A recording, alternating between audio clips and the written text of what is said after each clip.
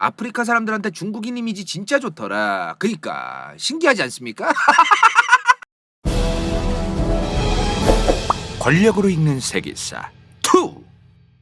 미국이란 국가의 경제를 중심으로 전 세계적인 경제 위기가 터지니까 전 세계 금융시장과 자본들이 미국에 대해서 돈이 조금 빠져. 그러면서 중국 투자가 급격히 증가하기 시작합니다. 물론 전 세계 자본이 전부 다 중국만 쳐다봐야지만 이렇게까지는 아니었지만 중국 시장으로 돈이 많이 들어가기 시작해요. 저때. 자, 그러다가 2012년에 중국의 국가주석이 후진타오에서 시진핑으로 바뀝니다. 그리고 이 사람이 주석이 되자마자 덩샤오핑이 얘기하던 도강량에 이빨을 드러내지 않고 짜져 있자 이거를 발로 뻥까버리더니 갑자기 우리는 대국이다. 우리는 중국몽을 이제 중화민족, 위대한 중화민족의 위대한 부흥, 국뽕을 치사량으로 이제 뿌리면서 역사 왜곡을 더 심하게 하고 이 중국몽 드립을 치기 시작해요. 그리고 이 얘기를 하면서 동시에 우리 중국은 2049년까지 미국을 추월할 것이다. 우리 중국은 2049년에 미국을 추월할 것이다. 아, 요거 진짜 대단합니다, 진짜로. 이거 하나 알고 계시면 또 좋은 내용인데 중국이 원래 옛날부터요. 국민들 선동할 때 항상 공산주의 구호, 사회주의 구호 이런 거로 국민들 선동을 했는데 이제 안 먹혀. 이게 북한이랑 똑같은 거잖아. 그거는 먹히겠어요. 지금 세상이 바뀌었는데. 그래서 이 양반들이 이제 어떻게 하냐면은 경제 성장이 개쩔잖아. 중국이 고도 성장기였잖아요. 2000년대 2010년대 초반까지 엄청난 고도 성장기잖아. 그 경제 성장기, 고도의 경제 성장과 민족주의, 국뽕 이 세 가지를 짬뽕한 거로 국뽕을 치사량으로 뿌려 전 국민한테. 그게 시진핑 시대입니다. 그게 시진핑 때부터예요. 본격적으로 시작된 게. 근데 미국이 어떤 나라입니까? 시진핑이 주석이 된 게 2012년부터라 그랬습니다. 근데 미국이 어떤 나라예요? 미국은 이미 다 알고 있었어요. 미국의 꽤 많은 국제정치학자들이 2007년 8년부터 아시아 회귀 전략을 주장하기 시작합니다. 자, 이게 뭐냐? 중국이 이제 좀 있으면 개기기 시작할 것이다. 얘네 졸라게 나댈 거다. 지금부터라도 얘네들 고립시키고 막는 거 대비해야 된다. 이걸 2007년 8년부터 미국 내부에서 나오기 시작합니다. 그래서 2011년 오바마 정부 때 2011년부터 이제 본격적으로 아시아 회귀 전략이라고 부르는 미국이 중국을 고립시키고 중국을 견제하는 그 전략으로 이제 바꾸기 시작해요. 2011년부터 본격적으로 시진핑이 집권하기 1년 전부터 이제 조직이 시작한 거죠.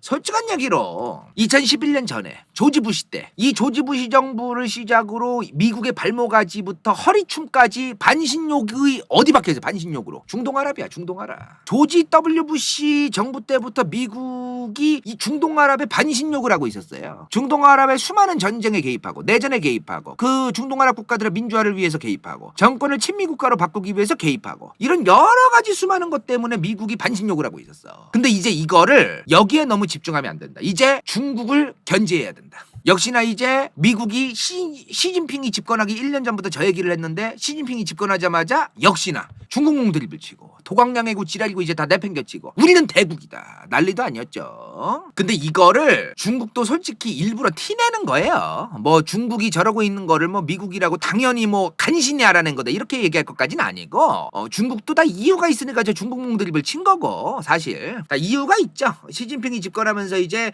시진핑 그 주석의 본인의 국내 정치적인 지지율이라든가 이런 거를 위해서 다 저런 걸 좀 설계하는 게 또 있었어요. 이미 중국은요 후진타오 때부터 외교 전략을 굉장히 많이 전략적으로 바꿨어요. 후진타오가 누구야? 마오쩌둥, 덩샤오핑, 장점인 다음에 후진타오잖아요. 그죠? 여기 네 번째 아니야. 시진핑 직전에 이번에 최근에 끌려간 사람 아시죠?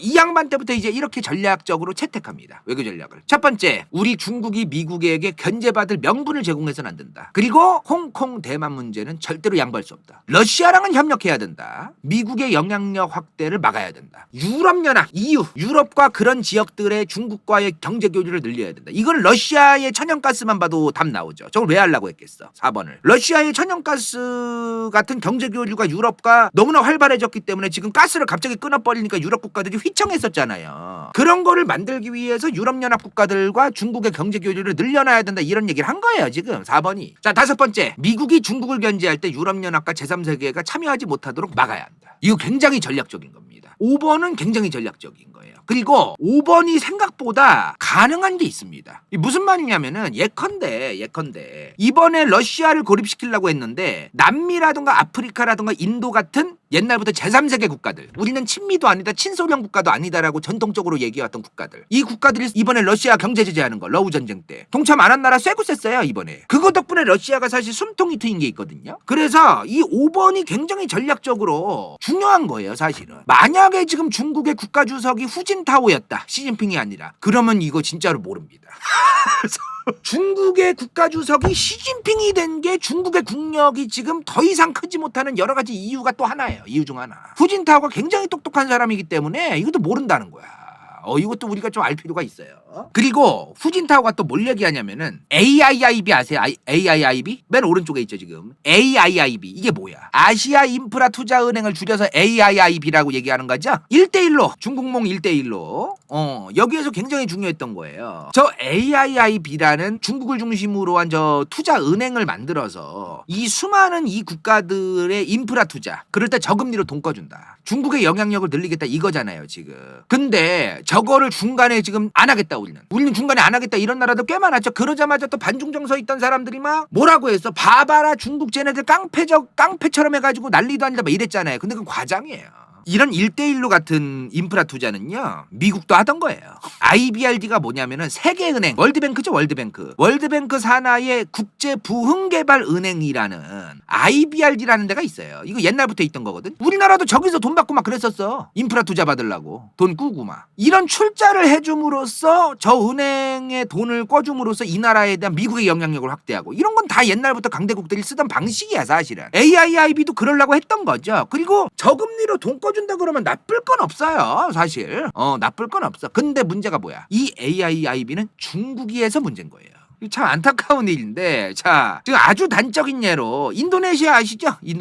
인도네시아가 굉장히 강한 반중 국가입니다. 저 인도네시아 내에도 화교들 많이 사고, 화교들 막 서로 패싸움하고 맞다이가 막 그러던 나라예요. 화교들 많이 죽고 막 그런 나라야. 인도네시아 정부는 저 1대1로 그리고 AIIB라는 그 기관으로부터 저금리로 돈을 꾸고 싶어서 안달이 나 있었어요. 근데 그러자마자 인도네시아의 국민들이 막 득달같이 나와가지고 이 씨부레 장난하냐 지금 중국 돈을 왜 받냐, 반중 국가에서 어디 중국 돈을 함부로 받으려고 하냐면서 난리가 난 거야 막. 그래서 파토가 납니다. 뭐가 잘 안 돼요. 그러니까 이게 지금 중국이란 국가의 이미지와 중국이란 국가의 소프트 파워, 이게 지금 에라가 나가지고 지금 저 1대1로가 잘 안 된 게 굉장히 커요. 그러니까 마치 중국이 돈 꺼준 다음에 야 빨리 갚아 이 개새끼 막 사채업자 마냥 막 그래서 흔들린 거다 저게, 이렇게 하시는 분들이 있는데 그런 건 아닙니다 사실. 그리고 어떤 나라들은 저 돈을 꾼 다음에 파산한 나라도 있었잖아요. 그건 그 나라가 너무 자기들 경제가 지금 휘청거리는 거를 너무 생각 안 하고 돈을 그냥 꿔서 그래.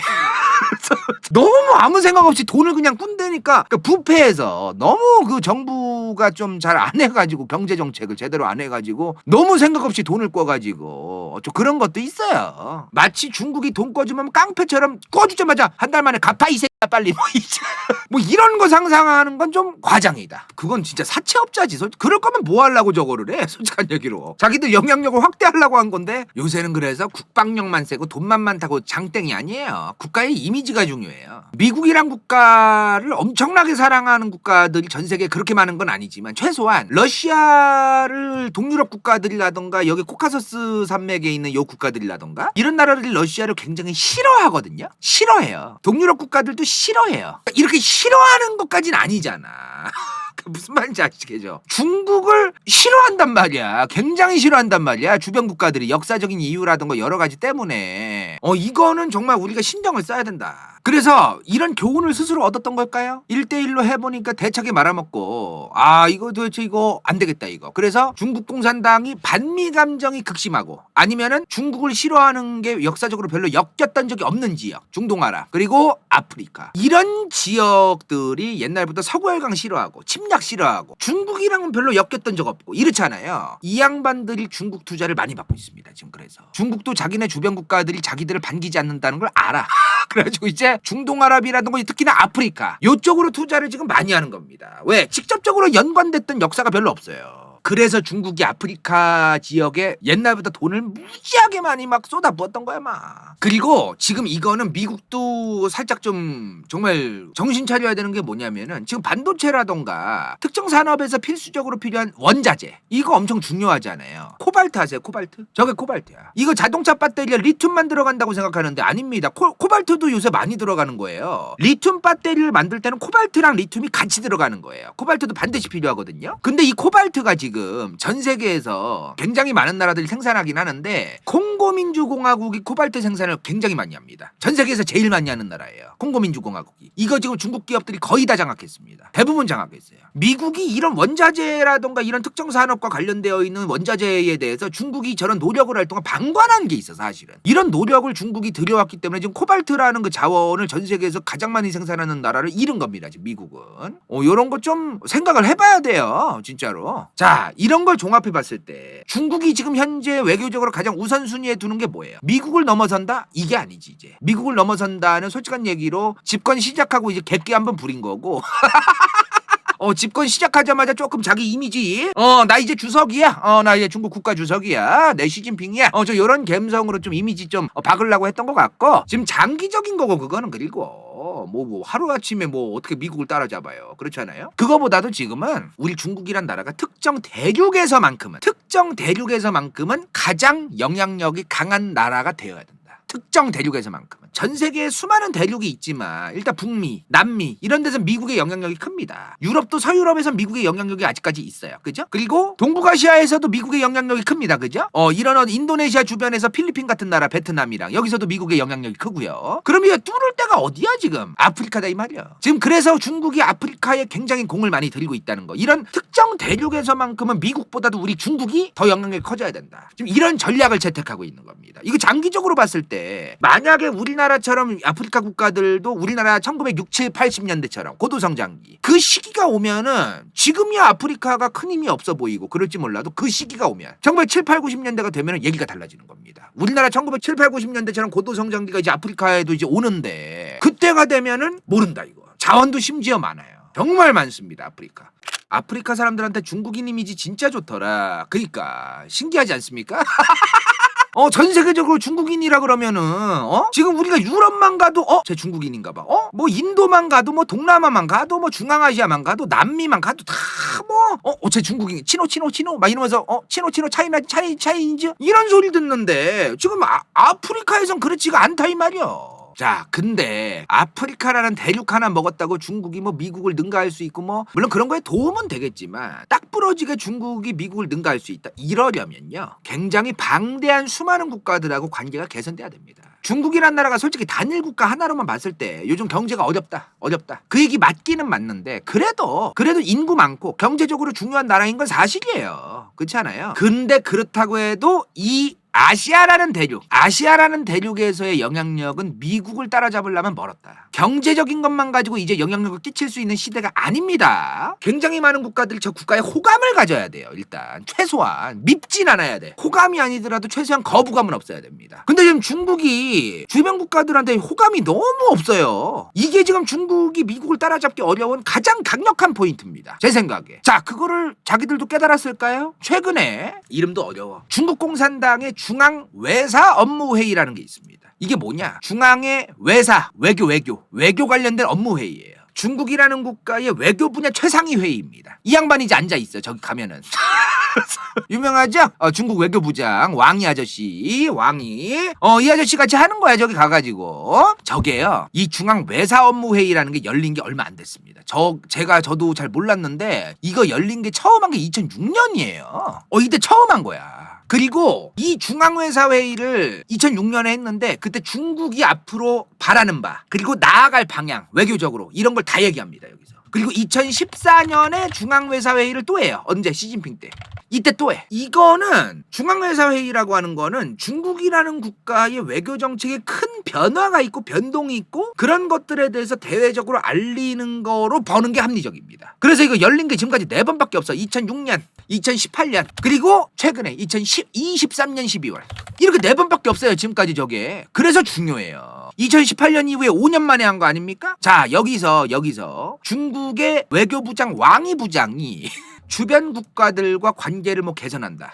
이런 멘트가 거의 안 나옵니다. 원래는 옛날엔 그래도 얘네 그러니까 뭔가 좀 이런 1대1로라는 어떤 큰 꿈이 있으니까 자기들과 국경이 붙어있는 이 주변국들과 관계를 개선하고 평화를 위해서 공동으로 노력하고 막 이런 뻔한 말들을 주저리주저리 좀 많이 했었어 옛날에는. 근데 2024년 12월에 저 왕이 아저씨가 한국과 일본 관련된 언급이나 주변 국가들과 관련된 거를 딱 한 줄 얘기합니다. 깊고 실질적인 한중일 협력 촉진해야 한다. 끝!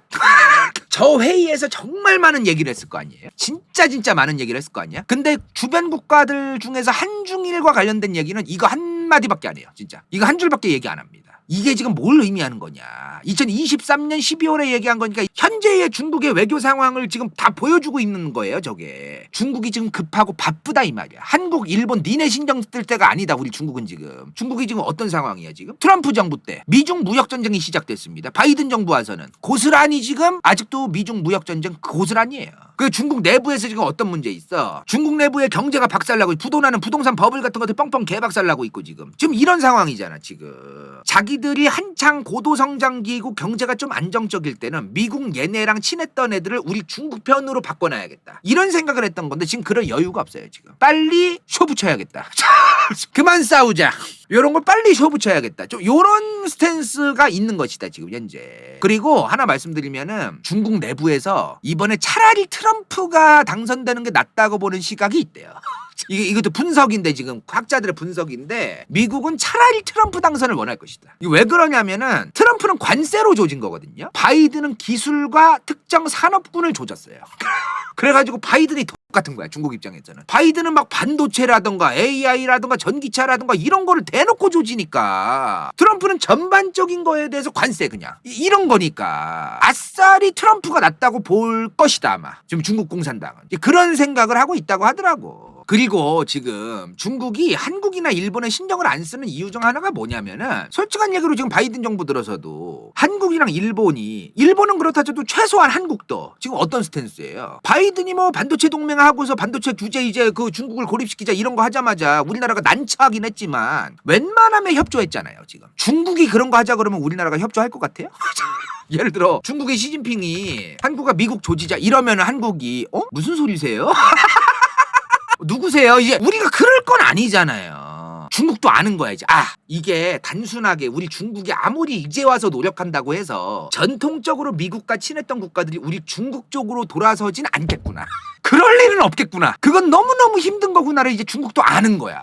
안 된다는 걸 아는 거야 이제 그거를. 그래서 이제 얘기가 나오는 게 뭐냐. 글로벌 사우스입니다. 글로벌 사우스. 여기 위에 보면 글로벌 노스가 있고 글로벌 사우스가 있어요. 이게 그냥 경제 용어야 경제 용어. 그러니까 좀 전통적인 좀 경제적인 영향력이 좀 큰 국가들을 글로벌 노스라고 하는 거고 좀 이제 그 아직 개발도상국이고 원자재 많고 이런 나라들을 글로벌 사우스라고 해요. 이 빨간색으로 칠한 국가들. 이 글로벌 사우스에 이제 전폭적인 지원을 아끼지 않으려고 합니다. 중국은 지금. 그리고 제 생각에도 중국이 그게 좀 더 합리적인 것 같아요. 중국이란 나라가 이제 전략적으로 뭐 주변에 자기랑 붙어있는 막 이런 국가들만 하는 것보다도 이게 나을 것 같아 내가 봐도. 지금 중국은 저런 개발도상국에 꽂혀 있는 거예요. 이미 어느 정도 선진국 반열에 오른 국가들 아니면 지금 러시아란 나라도 사실 중국이랑 친해 보이지만 친한 게 아닙니다. 겉으로 이제 미국을 때릴 때만 잠시 손 붙잡는 느낌이지. 이미 어느 정도 선진국 반열에 오르고 어느 정도 미국이랑 국가와 관계가 맺어져 있는 국가들에 집중하느니 안 그런 국가들에 집중하는 게 좋겠다라는 마인드예요. 이거는 미국이 싸놓은 중동아랍 같은 곳. 미국이 똥을 많이 싸놨거든 중동아랍에. 지금 중동아랍 가보세요. 미국 좋아하는 중동아랍 사람 누가 있나? 다 싫어해 다. 미국 진짜 중동아랍은 조지 W 부시 때 너무 미국의 이미지를 완전히 개창을 내놨어. 저기에다가 진짜 다 박살을 내놨어요. 그래서 중국이 중동아랍에 진출하는 게 미국이란 국가에 대해서 호감이 없기 때문에 중동아랍 국가 사람들이 중국이 조금 들어가는 게 손쉬운 게 있어요 사실. 지금 이건 미국이 사실 싸놓은 똥입니다. 굳이 이런 상황을 뭐하러 만들어요. 그래서 이런 곳에 이제 집중을 하려고 한다. 당연히 이제 아프리카에도 집중을 하겠죠. 전통적으로. 그리고 요즘 중국이 보면은 미국 심기 건드리는 말을 요즘 잘 안 해요. 좀 요 최근에 이제 왕이 외교부장 이 장관도 미국과 우리 중국은 평화로운 공존이 가능하다고 믿는다. 현재의 미국이 중국을 향해서 지금 조지고 있는 이런 경제 제재 지나치다, 너무하는 거 아니냐. 요 정도 느낌으로 얘기해 지금 요즘. 요 정도 느낌. 그러니까 중국이 원하는 거는 야, 옛날에 미국 소련이 공존했던 것처럼 우리 서로 경쟁을 계속 경쟁해봤자 서로 소모전이야. 서로 공존의 시대로 가자. 너네도 우리도 서로 제한적으로만 영향력을 행사하면서 서로 나눠먹게 하자. 그런 거로 계속 지금 미국을 회유하려고 하는 좀 그런 스탠스가 있는 것 같대요. 그죠? 자, 그럼 지금 결론이 뭐야? 지금 중국의 외교 전략은 두 가지죠, 크게. 요거예요. 미국아, 우리 이제 그만 싸우고 공존하자. 우리 선 딱 그어가지고 선 그어놓고, 옛날에 이제 책상 이제 짝꿍이랑 붙어있으면 선 그어놓고 넘어오지 말라고 했던 것 마냥 선 그어놓고 나눠 먹자, 전 세계의 영향력을. 그리고 수많은 개발도상국들아, 우리 중국의 품으로 와라. 요거를 같이 하려고 한다 지금. 그리고 이 개발도상국들 절대로 무시하면 안 됩니다, 여러분들. 러우 전쟁 때 수많은 선진국들, 특히나 서유럽이라던가 이런 국가들이 미국을 중심으로 러시아 경제 제재에 동참했습니다. 근데 이 수많은 개발도상국들, 그래서 어쩌라고? 러시아랑 싸우든가 말든가. 지금 우리 경제가 어려운데 무슨 뭐 그런 거에 뭐 경제 제재에 동참을 하나마나. 우리 바빠 지금. 건들지 말고 니들이 알아서 해라는 국가들이 굉장히 많았습니다, 이 개발도상국들 사이에서. 그 덕분에 러시아가 안 뒤진 것도 있어요, 이번에. 지금 저 개발도상국들은 지금 대부분 제조업이 발달하거나 IT나 4차 산업혁명도 발달한 게 아니라서 지금 저 양반들이 무슨 선진국들의 입맛 맞춰가면서 지금 무슨 누구 제재하는데 동참하고 이럴 때가 아니에요 지금. 오히려 지금 선진국들이 4차 산업혁명 시대에, AI 시대에 필요한 원자재, 필수 원자재, 필수 광물들, 이런 거 확보하기 위해서 그 개발도상국들의 입맛을 맞춰야 돼요. 왜냐면 지금 경쟁이 있기 때문에. 이런 거를 경쟁을 굳이 옛날에는 소련이 붕괴한 이후에는 경쟁을 심하게 할 필요가 없었어요. 왜냐면 미국이 원하는 대로 다 흘러갔기 때문에. 근데 지금은 아닙니다. 중국이 지금 아프리카 같은 데에 많이 들어가 있기 때문에 미국도 지금 경쟁을 해야 돼요, 이 필수 원자재를 확보하기 위해서. 아양을 떨어야 돼. 아양을 지금 미국 편이 되기 위해서, 중국 편이 되기 위해서 아양을 떨어야 돼요, 지금 그 초패권 국가들이. 자, 근데요, 만약에 중국과 미국이 전쟁이 나면 누가 이길 수 있을까요? 방금까지 얘기한 거는 미국과 중국의 외교전에 대한 얘기를 했는데, 만약에 전쟁이 나면 어떻게 될까요? 중국이 지금 굉장히 많은 군사적 투자를 한다고 하는데 어떻게 될까? 지금 현재 2024년 미국의 군사력이 위기입니다. 인생동반자 좋기 반니 성형외과 주식회사 새벽그룹 간다요 후원자 당근 이카루 김도우 고추 vs 더 월드 은빛 마술사 카논엔 이름 없음 XX129XX 잘매 갱다 탁성 시우피 최영인 정진 배부른 다람쥐 진우파 마차슬리 로제 길병자. 이건 재밌을지도 몰라.